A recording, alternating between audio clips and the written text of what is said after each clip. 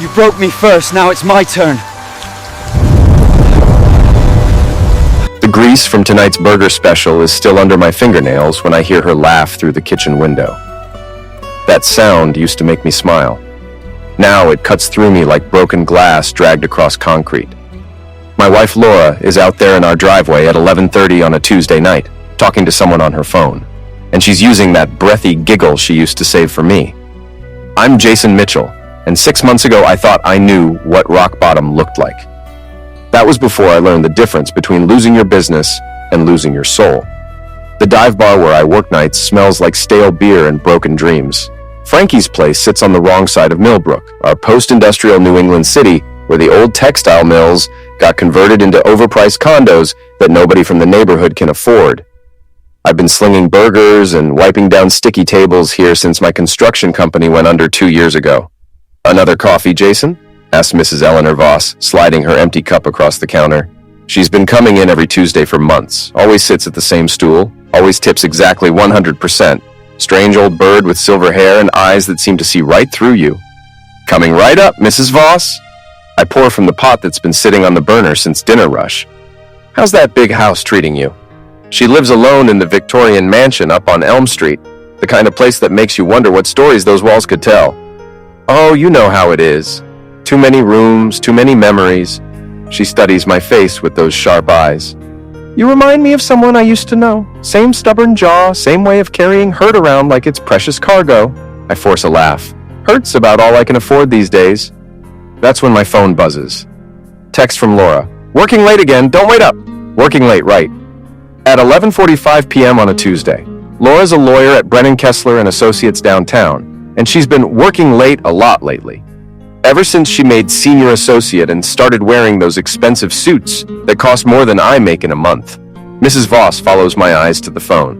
Marriage is like a house, dear. When the foundation starts cracking, you can either fix it or watch it fall down around you. What if the other person's the one swinging the sledgehammer? She leaves a 20 on a $6 tab and pats my hand with fingers that feel like old paper. Sometimes the best revenge is building something better from the rubble. I'm still thinking about that when I get home to find Laura's car gone and a hotel keycard on the kitchen counter next to her gym bag, the Marriott downtown, room 412. She must have dropped it when she was grabbing her things.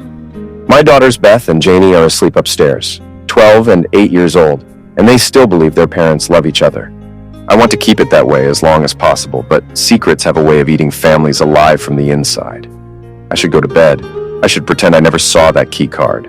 I should trust my wife of 15 years. Instead, I grab my keys. The Marriott lobby is all marble and soft lighting, the kind of place that charges $20 for a sandwich and makes you feel grateful for the privilege. I park across the street in my rusted pickup truck and wait. At 12:30 a.m., I see her. Laura walks out of the elevator wearing the black dress I bought her for our anniversary last year. She's not alone. Scott Brennan, her boss's son, recently divorced, drives a BMW that costs more than most people's houses. Mid-40s, silver at the temples, the kind of guy who wears cologne that probably costs more per ounce than my hourly wage. He's got his hand on the small of her back, guiding her toward the bar like he owns her. I sit there in my truck, hands gripping the steering wheel so tight, my knuckles turn white. Part of me wants to march in there and make a scene. Part of me wants to drive home and pretend this never happened. But there's a third part. A dark little voice that's been growing stronger since my business failed, since I started feeling like a stranger in my own house. That voice says, wait, watch, learn. So I wait. They have drinks, they laugh. Scott touches her arm, her shoulder, her face. Laura leans into him like she's drowning, and he's the only life preserver in the ocean. At 1:15, they get back in the elevator together. I wait another hour, then follow Scott out to the parking garage. His BMW sits under a fluorescent light, pristine and perfect. I take my house key and drag it along the driver's side, leaving a deep scratch from headlight to taillight. Then I write a note on the back of a receipt. Hope she's worth the deductible. Petty? Absolutely. But sometimes petty is all you've got left. The next morning, Laura comes down to breakfast wearing yesterday's clothes and a guilty expression. She kisses my forehead like nothing happened. Makes coffee like she didn't just spend the night destroying our marriage one-room service order at a time. How was work? I ask. Oh, you know, the Henderson case is keeping everyone busy. She doesn't meet my eyes. Scott thinks we might need to put in some weekend hours. Scott thinks a lot of things, doesn't he? Now she looks at me, and for just a second, I see fear flicker across her face. What's that supposed to mean? Nothing, just making conversation. But it's not nothing, and we both know it. Something has shifted between us. Some invisible line has been crossed. Laura can feel it even if she can't name it. My phone buzzes. Text from an unknown number. Someone keyed my car last night. Hotel security is reviewing footage. If you know anything about this, we should talk. Scott. I show Laura the message. Looks like your colleague had some car trouble. She reads it twice, her face going pale. Jason, you didn't what? Key some a-hole's car because he's sleeping with my wife? I pour myself another cup of coffee, nice and casual. That would be crazy, right? I mean, what kind of evidence would I have for something like that? Laura stares at me like she's seeing a stranger. Maybe she is. Maybe I am too. That evening, she sends me a text. We need to talk, now. Laura wants to meet at Romano's, the Italian place where we had our first date 16 years ago. Neutral ground, she calls it. Like we're negotiating a ceasefire instead of discussing the end of our marriage. She's already there when I arrive, sitting in a corner booth, still wearing her work clothes. The black suit that makes her look like she could buy and sell the whole restaurant. Maybe she can now. Thank you for coming, she says as I slide into the seat across from her. Wouldn't miss it. Not every day your wife asks for a formal meeting to discuss her affair. Laura flinches. It's not. It's complicated, Jason. Complicated. I laugh, but there's no humor in it. You know what's complicated? Trying to explain to our daughters why mommy's never home anymore. Trying to pay the mortgage on what I make slinging hash at Frankie's while you're playing house with Scott Brennan. You don't understand. When your business failed, when we lost everything, you just gave up. You stopped fighting for us, for our future. Scott, he sees potential in me. He believes in me. I see. So this is my fault. That's not what I'm saying. Then what are you saying, Laura? Because from where I sit, it looks like you decided our marriage was a sinking ship and Scott was your lifeboat. She reaches across the table, tries to take my hand. I pull away. I never meant for this to happen, but I can't keep pretending everything is okay. I can't keep living a lie. Living a lie. I lean back in the booth, study her face. She's beautiful, my wife, always has been. But there's something cold in her eyes now, something calculating. How long? What? How long have you been sleeping with him? Jason, how long, Laura? She looks down at her hands. 3 months. 3 months. While I was working double shifts to keep our house. While I was helping Janie with her homework and driving Beth to soccer practice. While I was trying to hold our family together with duct tape and determination. I want a divorce, she says quietly. I figured. What about the girls? Joint custody, of course, but I think it would be better if you moved out just temporarily until we can work out the details. Better for who? For everyone. The girls are already asking questions. It would be less confusing if Daddy disappeared so you and Scott can play happy family. It's not like that, but it is like that, and we both know it. Laura has made her choice. She's chosen the man with money and prospects over the man who used to make her laugh until she cried. She's chosen the future over the past. I'll need time to find a place, I say. Of course, take all the time you need. All the time I need. How generous. How magnanimous of her to give me time to pack up the wreckage of my life and move it somewhere else. That night, I sleep in the guest room. Laura doesn't come home until after midnight, and when she does, she smells like Scott's cologne. In the morning, I start looking for an apartment I can afford on a bartender's salary. I find a one-bedroom above the hardware store on Mill Street, the kind of place where the heat doesn't work, and the neighbors play music until 3 a.m. But it's mine, or at least it will be once I scrape together first month's rent and a security deposit. Mrs. Voss comes into Frankie's that Tuesday like always, orders her coffee black, tips her 100%. But tonight she seems different, more fragile somehow. You look tired, dear, she says. Wife wants a divorce. I'm moving out this weekend. I'm sorry to hear that. Endings are never easy, even when they're necessary. She stirs.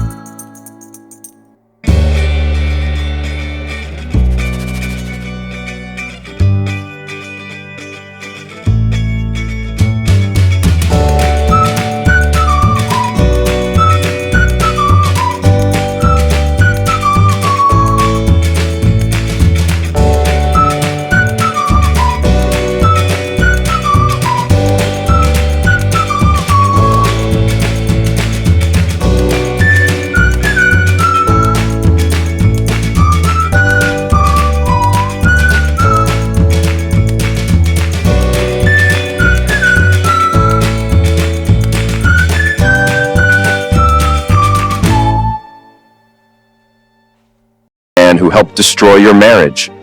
That's enough. Laura's voice is sharp, embarrassed. You're making a scene. Am I? Because it seems to me like you two made the scene. I'm just providing commentary. Beth appears at my side, tugging on my sleeve. Dad, people are staring. I look down at my daughter, see the worry in her eyes, and suddenly I feel ashamed. This isn't her fault. None of this is her fault. You're right, sweetheart. Let's go look at your project. As we walk away, I hear Scott say to Laura, maybe we should go. But they don't go. They stay for the whole event, playing the happy couple, accepting congratulations from people who don't know the whole story. And I stay too, playing the gracious ex-husband, pretending my heart isn't breaking every time I see them together. Later that night, Frankie finds me sitting at the bar after closing, nursing a whiskey and staring at nothing. Rough night? he asks. Frankie DeMarco is 72 years old and has owned this place for 40 years. He's seen every kind of human misery walk through his doors. And he's got the wisdom that comes from watching people at their worst and somehow still believing in their capacity for better. You could say that. Want to talk about it? So I tell him about the science fair, about Laura and Scott, about the way everyone looked at me like I was the neighborhood charity case. Frankie listens without judgment, occasionally refilling my glass. You know what your problem is, Jason? Enlighten me. You're fighting their fight. They want you to be the bitter ex-husband, the guy who can't let go. Every time you take the bait, every time you make a scene, you're playing the role they wrote for you. So what am I supposed to do? Just smile and wave while they destroy everything I worked for? No, you're supposed to write your own story. Frankie leans across the bar, his eyes serious. You want to beat them? Stop playing defense. Start playing offense. What does that mean? It means stop reacting to what they do and start making them react to what you do. It means remembering that the best revenge isn't getting mad. It's getting even. I think about that as I walk home through the empty streets of Millbrook. The old mills loom against the night sky like sleeping giants, reminders of a time when this city meant something, when people built things that lasted.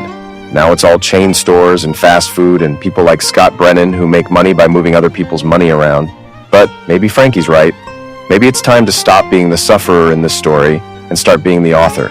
Mrs. Voss doesn't come in for her Tuesday coffee or the Tuesday after that. I ask around, but nobody seems to know anything. The Victorian house on Elm Street sits dark and quiet, newspapers piling up on the front porch. On Thursday, a man in an expensive suit walks into Frankie's during the lunch rush.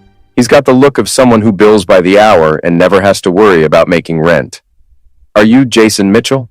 He asks. Depends who's asking. He hands me a business card. Richard Caldwell, attorney for the estate of Eleanor Voss. I need to speak with you privately. My blood goes cold. Is she... I'm afraid Mrs. Voss passed away in her sleep Tuesday night. I'm sorry for your loss. I knew her for less than 6 months, but the news hits me harder than I expected. She was the only person in my life who seemed to see something in me worth saving. What did you want to talk about? Perhaps we could step outside? We sit in his Mercedes, air conditioning running, classical music playing softly. Caldwell opens a briefcase and pulls out a thick folder. Mrs. Voss left specific instructions regarding her estate. The house, the investments, the artwork, it's all been left to you, Mr. Mitchell. I stare at him. That's impossible. I barely knew her. According to her will, you reminded her of someone very important to her. Someone she loved very much. He hands me a sealed envelope. She wanted you to have this. Inside the envelope is a photograph and a letter. The photograph shows a young man in work clothes standing next to a half-built house. He's got dark hair, strong shoulders, and a stubborn jaw. He looks exactly like me. The letter is written in Mrs. Voss's careful handwriting. Dear Jason, if you're reading this, then I'm gone, and you're probably very confused. The man in the photograph is Thomas Mitchell, your grandfather. We were engaged to be married in 1952, but his family disapproved of our relationship. They sent him away, told him I had married someone else. I never saw him again. I heard he moved to California, married, had children.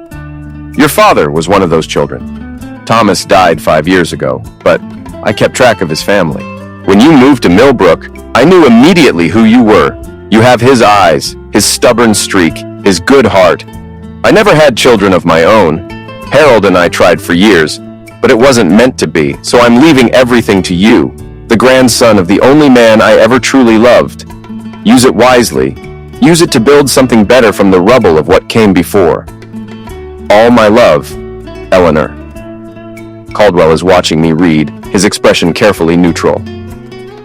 The estate is valued at approximately $43 million. The house alone is worth $8 million. There are also stocks, bonds, artwork, and a considerable amount of cash. $43 million.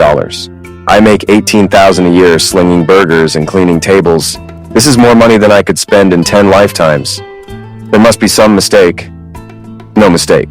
Mrs. Voss was very specific. She also left instructions for the transfer of funds. Everything should be available to you within 30 days. I sit there in his Mercedes, holding the photograph of my grandfather, trying to process what this means. Yesterday, I was Jason Mitchell, failed businessman, divorced father, part-time bartender. Today I'm Jason Mitchell, millionaire. But I don't tell anyone. Not Laura, not the girls, not even Frankie. I go back to work, back to my crappy apartment, back to my life as if nothing has changed. Because nothing has changed. Not yet. But it will. Oh, it will. That night I lie in bed, staring at the ceiling, planning. For the first time since my business failed, since Laura asked for a divorce, since my life fell apart, I feel something I'd almost forgotten. Hope. But not the kind of hope that waits for things to get better. The kind of hope that makes things better. The kind of hope that builds something new from the ashes of something old. The kind of hope that gets revenge. The first thing I do with my newfound wealth is nothing. For 2 weeks, I keep working at Frankie's, keep living in my crappy apartment, keep playing the role of the down-on-his-luck ex-husband. But now I'm watching Laura and Scott differently. Now I'm taking notes. Laura's routine is predictable. Gym at 6 a.m., office by 8, lunch at that pretentious bistro on Main Street, back to the office until 6 or 7. Then either home to the girls or out with Scott. Weekends are for Scott, except when she has the girls, which she treats like an obligation rather than a joy. Scott's routine is even more predictable. He drives his replacement BMW to the same gym Laura goes to, works out for exactly 45 minutes, then heads to his office in his father's law firm. Lunch at the country club, back to the office, then either drinks with clients or time with Laura. He's got a condo in the converted Mill District, the kind of place that screams midlife crisis with its exposed brick and industrial fixtures. I start following them, not stalking exactly, just observing, learning their patterns, their weaknesses, their pressure points, and I discover something interesting. They're not as happy as they pretend to be. I'm sitting in my truck outside the gym one morning when I see them argue. Laura storms out. Scott follows, grabs her arm. She shakes him off, gets in her car, drives away. Scott stands there in the parking lot looking like a man who's just realized his trophy might be more trouble than it's worth. That afternoon, I make my first move. I walk into Brennan, Kessler, and Associates wearing my best shirt and my only tie. The receptionist, a young woman with bored eyes and perfect nails, barely looks up. "I'm here to see Scott Brennan," I tell her. "Do you have an appointment?" "Tell him Jason Mitchell is here. He'll see me." 5 minutes later, Scott appears in the lobby. He's wearing a $1,000 suit and a nervous expression. "Jason, this is unexpected. I was in the neighborhood, thought we should talk." He leads me back to his office, which is all mahogany and leather and windows that look out over the city. The kind of office that says I'm important in a dozen different languages. "What can I do for you?" he asks, settling behind his desk. "You can stop sleeping with my wife." Scott's face goes red. "Ex-wife. And what Laura and I do is none of your business." "Actually, it is my business. See, Laura and I aren't divorced yet. We're separated, which means she's still my wife, legally speaking. And you're still the guy who's been screwing her for the past 4 months. I don't know what you want me to say." "I don't want you to say anything. I want you to listen." I lean forward in my chair. "I know about the hotel rooms. I know about the weekend trips. I know about the credit card you gave her, the one she uses to buy clothes and jewelry and all the other things that make her feel special." Scott's face has gone from red to pale. "How do you know about that?" "Because I pay attention, Scott. Because while you two were playing house, I was watching, learning, taking notes. What do you want?" "Right now, nothing. But that could change. See, I'm not the same guy I was 6 months ago. I'm not the broken-down contractor who was grateful for whatever scraps fell from your table. I'm something different now, something you should be worried about." I stand up, straighten my tie. "Give Laura my regards. Tell her I said hello." And that evening, Laura calls me. She's angry, which is exactly what I wanted. "What the hell did you say to Scott?" "We just had a friendly conversation." "Why?" "He said you threatened him." "Did I? I don't remember threatening anyone. I just explained how things are going to be from now on." "Jason, whatever you think you're doing..." "I'm not thinking anything, Laura. I'm doing. There's a difference." She hangs up on me. 20 minutes later, she calls back. "I want to see you. Tonight." "I'm working." "After work then, this can't wait." We meet at the parking lot behind Frankie's. Laura's car is a new Lexus, probably a gift from Scott. She gets out wearing jeans and a sweater, her hair pulled back, no makeup. She looks younger this way, more like the woman I married. You need to stop this, she says. Stop what? Whatever game you're playing, Scott is talking about getting a restraining order. On what grounds? I haven't threatened him. I haven't touched him. I just had a conversation. You're scaring him. Good. Maybe he should be scared. Maybe you should be too. Laura stares at me like she's seeing a stranger. What happened to you? You happened to me. You and Scott and this whole damn mess you created. You want to know what happened to me? I woke up. I realized that being the good guy, being the understanding ex-husband, being the better man, none of that matters. The only thing that matters is winning. This isn't a game, Jason. This is our life, the girl's life. You should have thought about that before you started screwing your boss's son. She slaps me, hard. The sound echoes off the brick walls of the alley. I touch my cheek, smile. Feel better? I hate you. No, you don't. You hate yourself. You hate what you've become. You hate that you threw away 15 years of marriage for a guy who drives a BMW and wears expensive suits. You hate that deep down you know you made a mistake. That's not true. Isn't it? When's the last time Scott made you laugh? Really laugh, not that fake social laugh you do at parties. When's the last time he held you when you were scared, or stayed up all night when one of the girls was sick, or made you feel like you were the most important person in the world? Laura's eyes fill with tears. For a moment, I see the woman I fell in love with, the woman who used to dance in the kitchen while making dinner, who used to leave little notes in my lunchbox. It's too late, she whispers. Maybe. But it doesn't have to be too late for the girls. It doesn't have to be too late for you to do the right thing. What do you want from me? I want you to remember who you used to be. Before the money, before Scott, before you decided that being happy wasn't enough. She wipes her eyes, straightens her shoulders. The moment of vulnerability passes. I can't go back, Jason. I won't go back.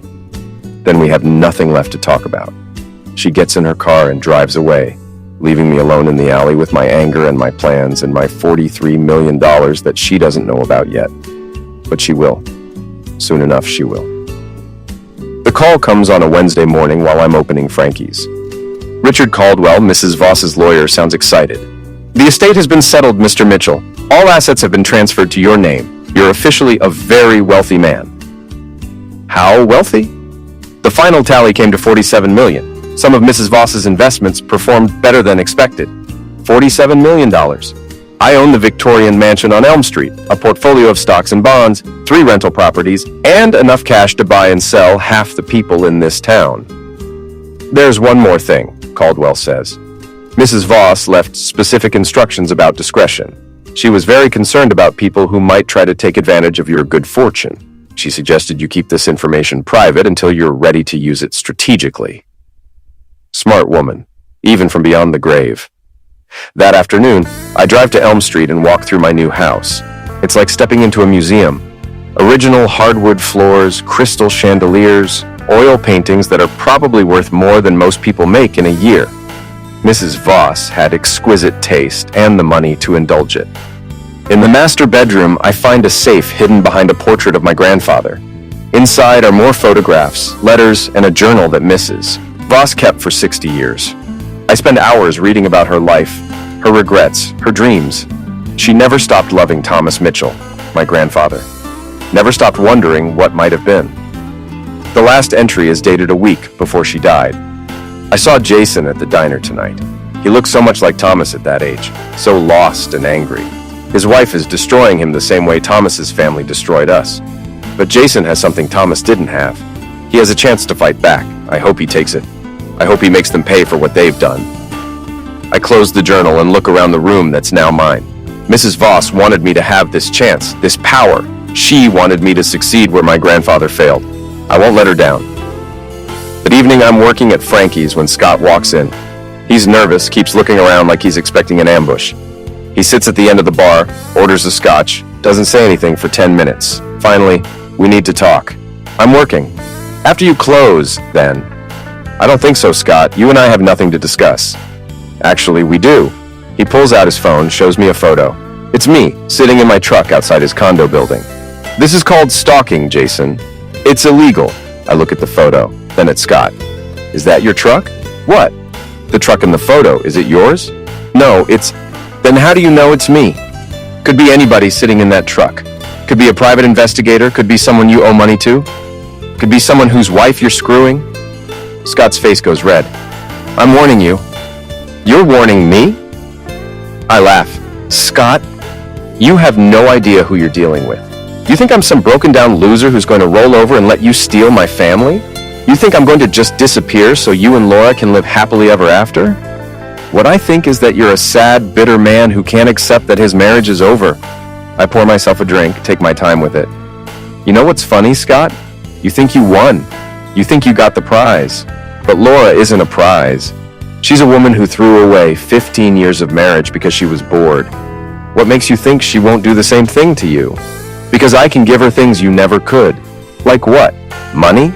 Status? A BMW? I shake my head. You're not giving her anything, Scott. You're buying her. There's a difference. At least I can afford to buy her. What can you offer? A life of slinging hash and living paycheck to paycheck? You'd be surprised what I can offer. Something in my tone makes him pause. What's that supposed to mean? It means things change, Scott. People change. Circumstances change. The guy you think you're dealing with? He doesn't exist anymore. Scott finishes his drink, throws a 20 on the bar. Stay away from me, Jason. Stay away from Laura. And stay away from my building. Or what? Or you'll find out what happens when you mess with people who have real power. After he leaves, Frankie comes over, starts wiping down glasses. Friend of yours? He asks. Something like that. He seems nervous. He should be. The next morning, I make a phone call to a private investigator named Maria Santos. She's expensive, discreet, and very good at her job. I hire her to dig into Scott Brennan's life, his finances, his history. If I'm going to destroy him, I need to know everything. 3 days later, she calls back. Your boy Scott has some interesting secrets, she says. You want to meet? We meet at a coffee shop downtown. Maria slides a thick folder across the table. Scott Brennan, age 46, divorced, one child he never sees. He's got a gambling problem, owes money to some very unpleasant people. He's been skimming from client accounts to cover his debts. His father doesn't know, but it's only a matter of time. How much money? About 200,000 so far? He's good at covering his tracks, but not that good. I flip through the folder. Bank records, casino receipts, photographs of Scott meeting with men who look like they break kneecaps for a living. There's more, Maria says. He's been married 3 times. First wife divorced him for cheating. Second wife divorced him for gambling. Third wife divorced him for both. What about Laura? Does she know any of this? Doubtful. He's been very careful to keep his problems separate from his relationship with her. I close the folder. Think about what this means. Scott Brennan isn't the successful, stable man Laura thinks she's getting. He's a liar, a thief, and a gambling dependent who's one bad bet away from losing everything. But I'm not going to tell Laura that, not yet. First, I'm going to let Scott dig himself a little deeper. Then I'm going to bury him in the hole he's created. Good work, I tell Maria. Keep watching him. I want to know everything he does, everyone he talks to, every move he makes. This is going to get expensive. I smile. Don't worry about the money. I can afford it. 2 weeks later, everything comes to a head at Beth's soccer game. It's a beautiful Saturday morning, the kind of day that makes you believe in second chances and new beginnings.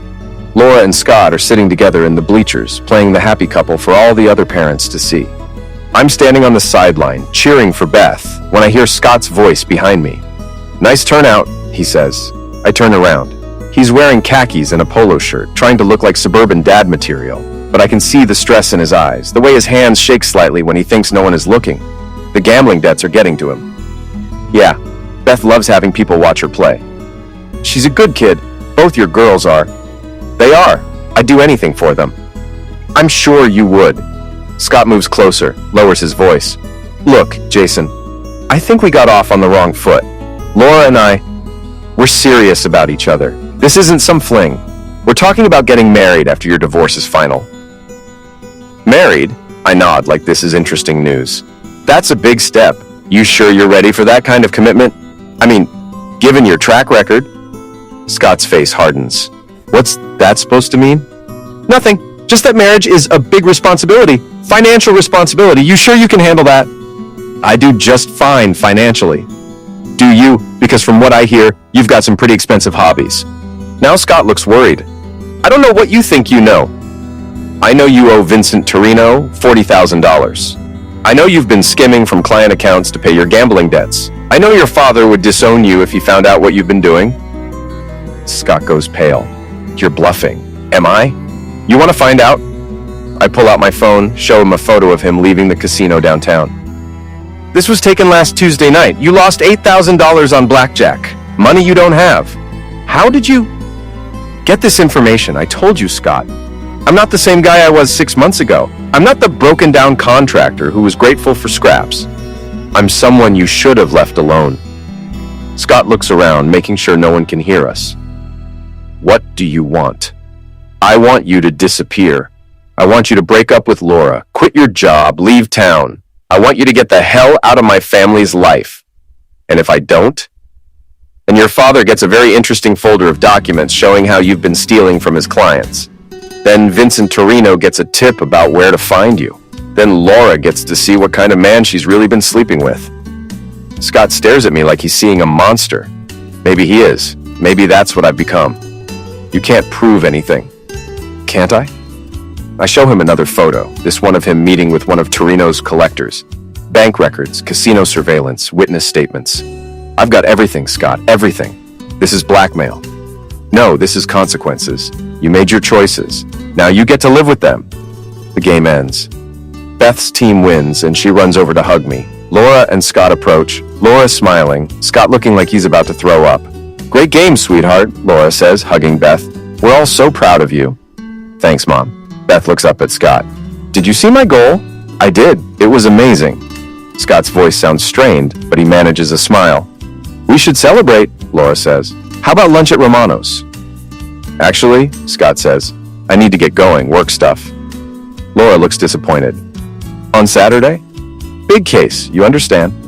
He kisses her cheek, nods at me, walks away. I watch him go, knowing this is probably the last time I'll see him with my family. That evening, Laura calls me. Something's wrong with Scott, she says. He's been acting strange all week. Distant. Worried about something. Maybe he's having second thoughts. About what? About us. About the divorce. About breaking up a family. That's not it. This is something else. Something's bothering him. I could tell her the truth. I could explain about the gambling, the debts, the stolen money, but that would be too easy, too quick. I want Scott to suffer the way I suffered. I want him to squirm. I'm sure it's nothing, I tell her. Scott's a big boy. He can take care of himself.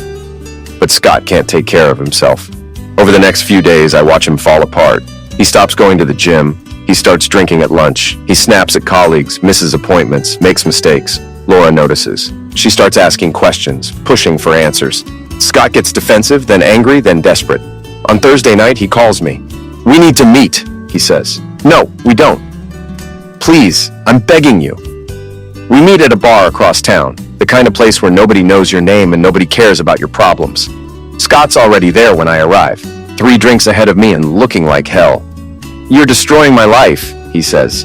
No, Scott, you destroyed your own life. I'm just making sure everyone knows about it. What do you want? Money? I can pay you. With what? You're broke. Worse than broke. You're in debt to people who break legs for a living. Scott puts his head in his hands. I never meant for any of this to happen. Which part? Stealing from your clients? Gambling away your future? Or screwing my wife? I love her. No, you don't. You love what she represents. Success, stability. A way out of the hole you've dug for yourself. But love? You don't know what love is. And you do? I know what it isn't. It isn't lying. It isn't stealing. It isn't destroying someone else's family because you're too weak to fix your own problems. Scott looks up at me, his eyes red and desperate. What if I leave? What if I break up with Laura, quit my job, disappear? Will you leave me alone then? Maybe. Depends on how convincing your performance is. Performance? You need to make Laura believe it was her idea. You need to make her think she's better off without you. Can you do that? Scott nods miserably. When? Soon, this weekend. And Scott, make it good. Because if you don't, if you try to come back, if you even think about contacting her again, I'll destroy you. Completely. The next evening, Laura calls me crying. He broke up with me, she sobs. Scott broke up with me. What happened? He said he wasn't ready for a serious relationship. He said he needed space, needed to figure out his life. He said I deserved better. I'm sorry. Are you? Are you really sorry? Or are you happy that your plan worked? What plan? Don't play dumb, Jason. This has your fingerprints all over it. What did you do? What did you say to him? I didn't have to say anything. Scott showed his true colors all by himself. I don't believe you. Believe whatever you want, Laura, but ask yourself this.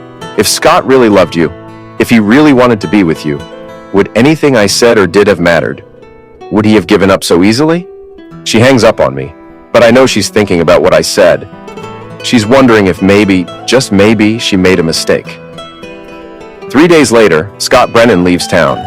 He resigns from his father's law firm, sells his condo, pays off what debts he can, and disappears. I hear he moved to Florida, got a job with a small firm, started going to Gamblers Anonymous. Laura tries calling him, but his number's been disconnected. She drives to his condo, but it's empty. She goes to his office, but they tell her he's gone. No forwarding address. She's been abandoned, and she knows it. The man she threw away her marriage for, the man she thought was her future, turned out to be nothing more than a coward who ran at the first sign of trouble. Now she's alone. No husband, no boyfriend, just 2 confused daughters and a pile of regrets. But I'm not done with her yet. Not even close. With Scott gone, Laura tries to put her life back together. She throws herself into work, spends more time with the girls, even suggests we try counseling. But it's too late for that. The trust is broken. The damage is done, and I have other plans. I start making subtle changes to my life. Better clothes, a newer truck, small improvements that suggest things are looking up without being obvious about it. When people ask, I tell them I got a promotion at Frankie's, picked up some handyman work on the side. The truth is more complicated. I've quietly purchased 3 buildings in downtown Millbrook, including the one that houses Laura's law firm. I've bought stock in the country club where she likes to have lunch. I've become, without anyone knowing it, a significant player in the local economy. But I'm still sleeping in my crappy apartment, still working at Frankie's, still playing the role of the down-on-his-luck ex-husband. Because the best revenge isn't just winning, it's making sure your enemies know they've lost. The first crack in Laura's facade comes when her law firm starts having financial problems. Brennan, Kessler & Associates has been struggling since Scott left, and his father is asking uncomfortable questions about missing client funds. Laura, as Scott's former colleague and current girlfriend, finds herself under scrutiny. They're treating me like I was involved in whatever Scott was doing. She tells me during one of our awkward coffee meetings, like I knew about his problems. Did you? Of course not. If I had known he was gambling, stealing money. She trails off, the implications hitting her. God, Jason, what if I had married him? What if I had tied my future to his? But you didn't. Because he left me. Because he ran away like a coward. Laura stares into her coffee cup. You knew, didn't you? You knew what kind of man he was. I suspected. And you didn't tell me. Would you have believed me? She's quiet for a long moment. Probably not. People have to learn some lessons the hard way. The second crack comes when Laura realizes she can't afford the lifestyle Scott was subsidizing. The expensive dinners, the designer clothes, the new car, all of that was being paid for with money Scott didn't actually have. Now that he's gone, Laura is stuck with credit card bills she can't pay and a standard of living she can't maintain. She has to sell the Lexus, move to a smaller apartment, start shopping at discount stores instead of boutiques. The other lawyers' wives, who welcomed her when she was with Scott, suddenly have no time for her calls. I feel like such a fool, she admits during another coffee meeting. I thought I was trading up, you know? Better life, better future, but it was all fake. Scott was fake. Not all of it was fake. What do you mean? You're still a good lawyer. You're still a good mother. You're still the woman I fell in love with, underneath all the mistakes. Laura looks at me with something that might be hope. Do you think? Is there any chance we could try again? Maybe go slow? See if we can rebuild what we had? This is the moment I've been waiting for. The moment when Laura realizes what she's lost. When she wants to come back. When she's willing to beg for another chance. I don't think so, I tell her. Why not? Because you didn't just cheat on me, Laura. You didn't just have an affair. You made a choice. You looked at our life together, our 15 years of marriage, our 2 beautiful daughters, and you decided it wasn't enough. You decided I wasn't enough. I made a mistake. No, you made a decision. And decisions have consequences. Laura starts crying. Not the pretty, delicate tears of a woman who knows she looks good when she cries, but the ugly, desperate sobs of someone who's lost everything and knows it's her own fault.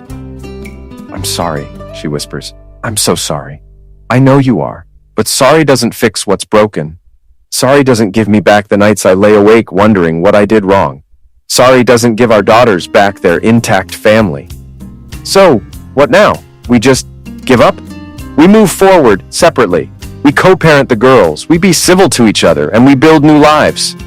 What kind of life can I build? I'm 40 years old, I'm broke, I'm a laughingstock in this town. Everyone knows what I did, what happened with Scott. Then maybe it's time to leave town." Laura stares at me. "You want me to leave?" "I want you to do whatever makes you happy. But if staying here means being miserable, if it means the girls seeing their mother as a cautionary tale, then maybe a fresh start somewhere else would be better for everyone." That night, Laura calls me at home. "I've been thinking about what you said," she begins, "about leaving town.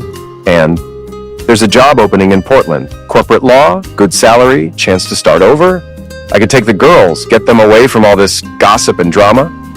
The girls live here, their friends are here, their father is here. You could visit, holidays, summers, we could make it work." "No." "No? The girls stay here, Laura, with me. You want to run away and start over? That's your choice. But you're not taking my daughters. They're my daughters too." "Are they?"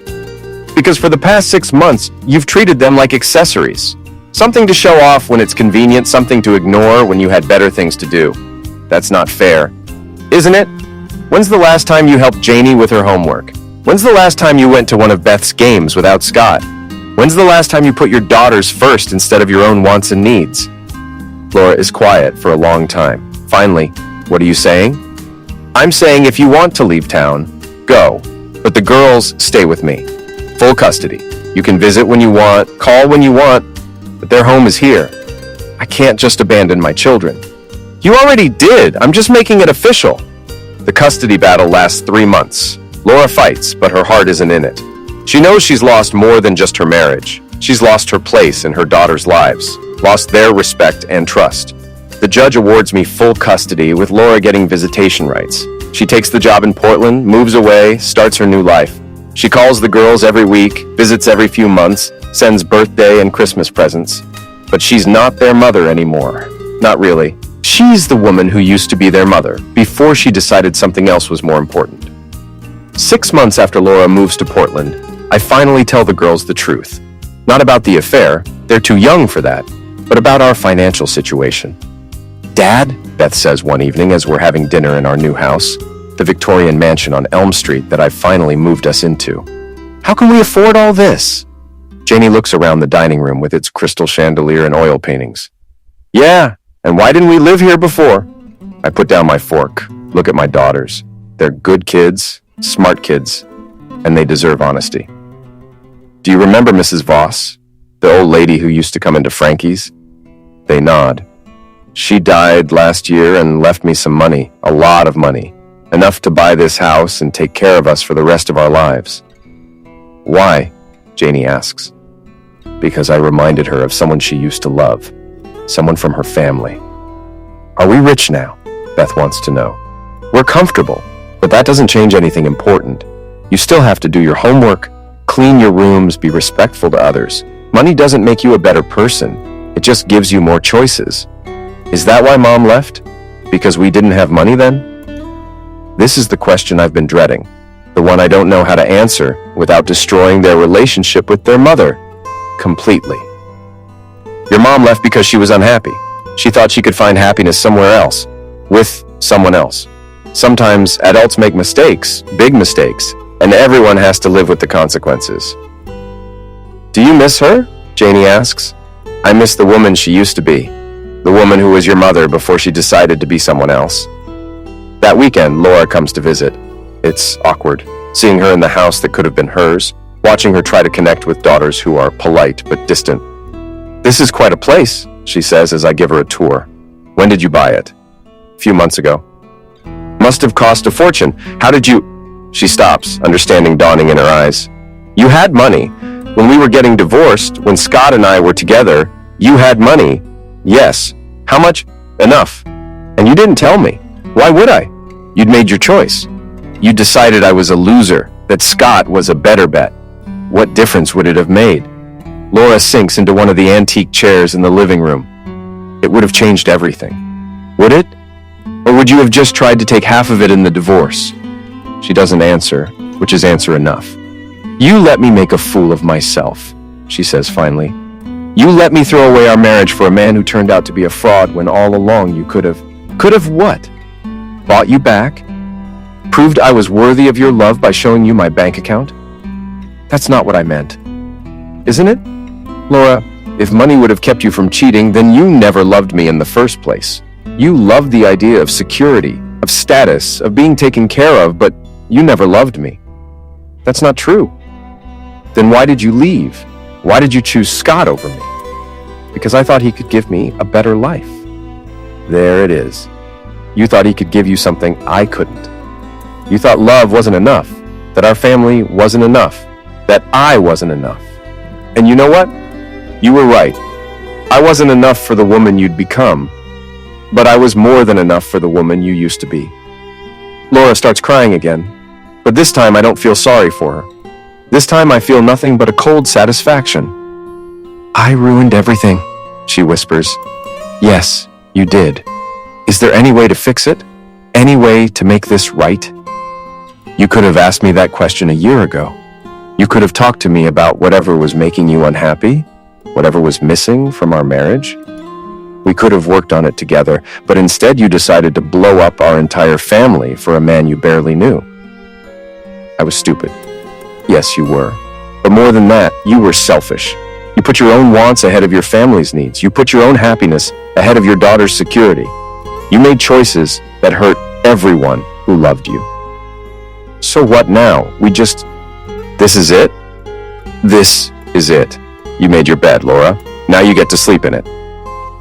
After she leaves, Beth finds me in the study, looking through Mrs. Voss's photo albums. Dad, are you okay? I'm fine, sweetheart. Do you still love Mom? I think about that question. Really think about it. Do I love the woman who betrayed our family? Do I love the woman who chose another man over her husband and daughters? Do I love the woman who's sitting in a hotel room across town, crying over the life she threw away? I love the woman she used to be, I tell Beth. But that woman doesn't exist anymore. Will she ever come back, the woman she used to be? I don't know. People can change, but they have to want to change. They have to be willing to do the hard work of becoming better than they were. Do you think she wants to? I think she wants to, but wanting to want something isn't the same as actually wanting it. Beth nods like this makes sense to her, which maybe it does. Kids are smarter than we give them credit for. They see things clearly, without all the complications and rationalizations that adults use to justify their mistakes. That night, I sit in Mrs. Voss's study, my study now, and think about revenge. I got what I wanted. Laura lost everything. Her marriage, her boyfriend, her status, her daughters. She's alone in Portland, starting over at 40, paying for her mistakes every day. Scott lost everything too. His job, his family connections, his reputation. He's in Florida somewhere trying to rebuild his life from nothing. And me? I won. I kept my daughters, got my revenge, proved that the good guys can finish first if they're willing to play the game by different rules. So why don't I feel better? Why does victory taste like ashes in my mouth? Maybe because revenge isn't really about winning. It's about making sure everyone loses. And in the end, everyone did lose. Even me. Especially me. But I can live with that. I can live with being the villain in this story. Because sometimes the villain is the only one willing to make the hard choices, to do what needs to be done. Sometimes the villain is the hero, even if nobody else sees it that way.